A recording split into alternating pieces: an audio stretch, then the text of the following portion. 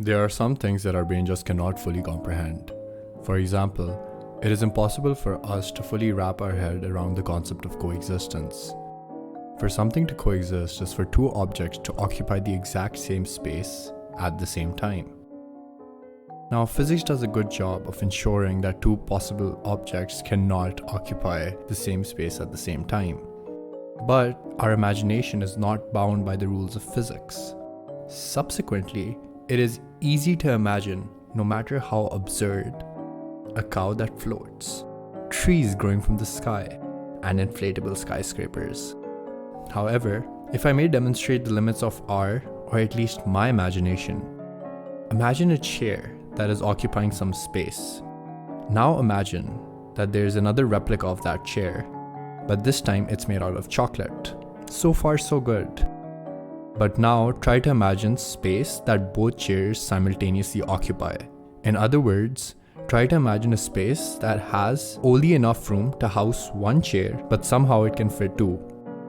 I am unable to imagine this phenomena, and I am yet to meet someone who can imagine this phenomena. Thus, it would appear that there are indeed limits to our imagination. More can be said on the topic of coexistence, but I'm more interested in another topic that is equally, if not more difficult to comprehend. That is the concept of infinity. Now, it might be reasonable to assume that time goes on infinitely or time runs back infinitely. But similar to coexisting chairs, I do not know how to imagine time that goes on infinitely in any direction. Additionally, I cannot imagine an infinite number of turtles sitting on top of each other. Sure, I can imagine a bunch of turtles, perhaps millions of turtles sitting on top of each other. But how do I wrap my head around an infinite number of turtles sitting on top of each other? It seems that yet again, our imagination is unable to comply with the deep desire to imagine coexisting chairs and infinite turtles. Upon learning about these limitations, someone like me might stop inquiring into the nature of coexistence or infinity, chalking up my shortcomings to a lack of cognitive ability. But not everyone's like that.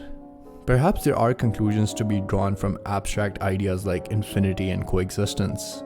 Indeed, my favorite author, Jorge Luis Borges, beautifully describes some of the implications of an infinite universe. Ironically and impressively, he accomplishes this feat in the fewest of pages. So what can we learn about infinity from Borges? More precisely, if you inhabit a universe that is infinitely vast, what kind of response is warranted? Section 1. Infinite Paranoia. In the Library of Babel, Borges describes a library that contains every possible book. Of course, such a library would be infinitely vast, for there are an infinite number of possible books.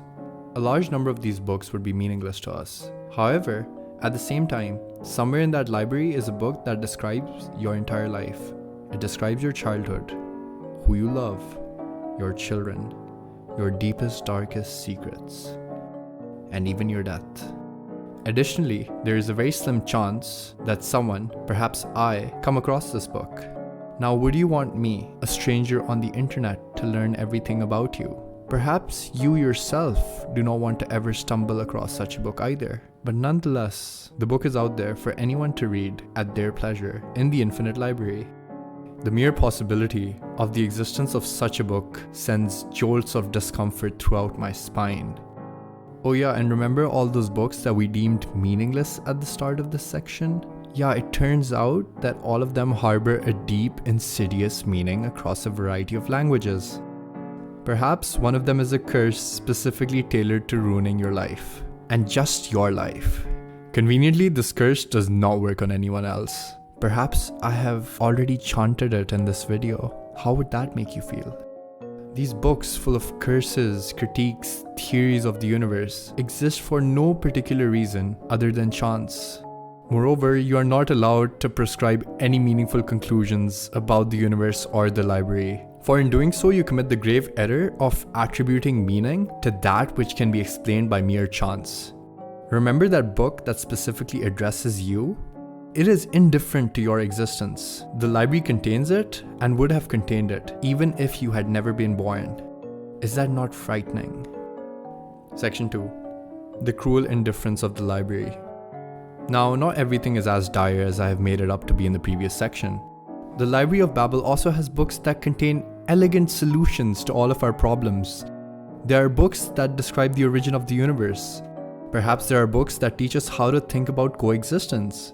There is a poem in there, written by the universe just for you and your beloved. Things are not so bleak after all, one might protest. But then, Borges would remind us that you are never going to find the book you are searching for. In the Library of Babel, Borges invites us to consider a group of individuals who are in search of answers to the big metaphysical questions, such as how the universe was created, or who created the universe. This cult, called the Purifiers, destroyed books that they deemed meaningless. Unfortunately for the cult, their effect on the library was minimal. After all, any book that is burned has a counterpart that is only slightly different. Perhaps the placement of a comma is different in the original book and different in the counterpart. Thus, all of the information in the library is also preserved. The Purifiers project was in vain. The Library of Babel does not care about the beauty we yearn for or the answers we search for. Additionally, to the library, searching for answers to the big questions is no more noble than reading pure gibberish.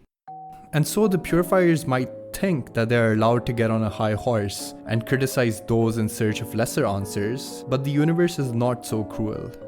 Despite the indifference of the universe, it does not needlessly discriminate between books. The book with the big answers is as meaningless or meaningful as pure gibberish. How frightening. Section 3. Beauty. But we do not need to plunge into a nihilistic despair just yet. Just because no prescriptions are allowed does not necessarily entail a lack of all meaning. Perhaps there is still some meaning to be found in a library that seems so disillusioning. Borges suggests that perhaps we can content ourselves with the hope that someone out there has read the answers to the questions we struggle to resolve. The mere possibility that there is an answer to the questions we struggle with can offer some comfort to us.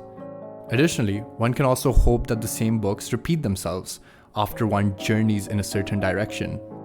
Subsequently, there might be an infinitely stretching order of disordered books. By introducing such an objective order to the library, Borges rescues us from the relativistic despair of all prescriptions being merely coincidental. Borges writes, "If an eternal traveler should journey in any direction, he would find, after untold centuries, that the same volumes are repeated in the same disorder, which repeated becomes order. The order. My solitude is cheered by that elegant hope." How cute.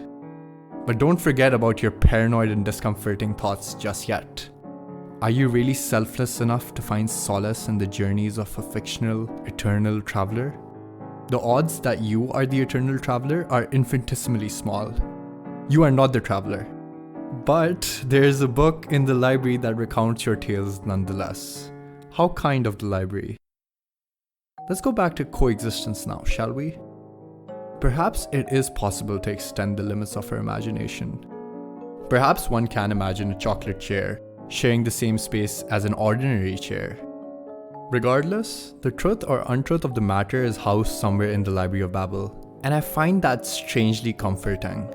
For all of us were important enough to be part of a nightmarish infinity. And I guess that's enough for now. Thank you.